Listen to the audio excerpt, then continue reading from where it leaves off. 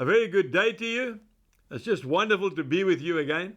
You know, I was sitting just a few hours ago reading the account of Jesus' transfiguration on the mount. And I want to read it to you from Matthew chapter 17, and I'm reading from verse 1. Now, after 6 days, Jesus took Peter, James, and his brother John, and brought them up on a high mountain by themselves. I've been on that mountain, folks. It's amazing. Verse 2 says, and he was transfigured before them. His face shone like the sun, and his clothes became as white as the light. And behold, Moses and Elijah appeared to them, talking with him, with Jesus. Then Peter answered and he said to Jesus, Lord, it is good for us to be here. If you wish, let us make 3 tabernacles, 3 small houses, one for you, one for Moses, and one for Elijah. And while he was still speaking, behold, a bright cloud overshadowed them, and suddenly a voice came out of the cloud, crying, this is my beloved Son, in whom I am well pleased. Hear him.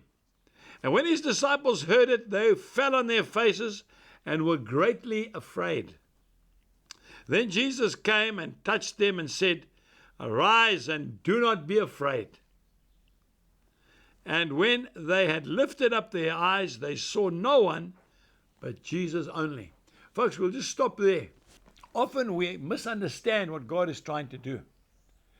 Now, my greatest desire one day is to see the Lord face to face.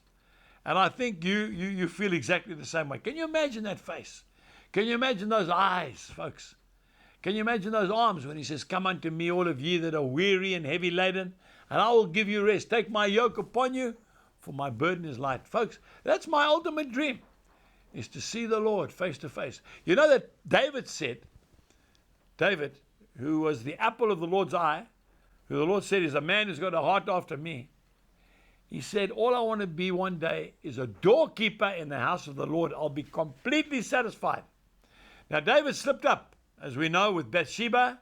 He committed adultery and then murder, and he was also telling lies, but he repented. He said he's sorry. Maybe somebody watching this program has done the same thing. God will forgive you if you repent. Genuinely repent. Repent means stop doing what you're doing, turn around, go the other way.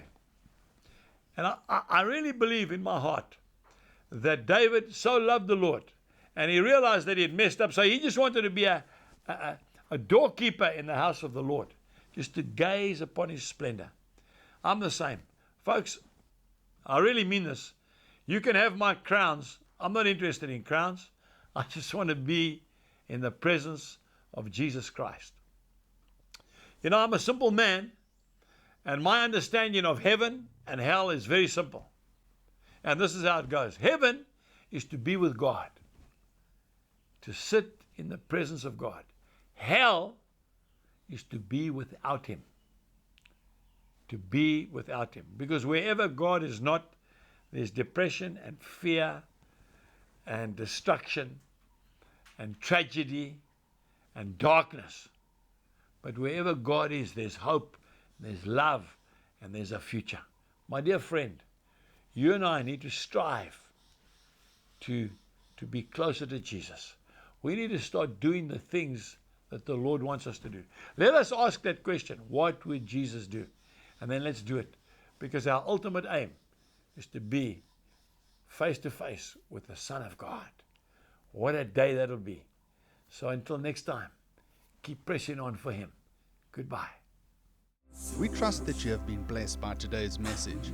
For more information, please visit angusbuchan.com.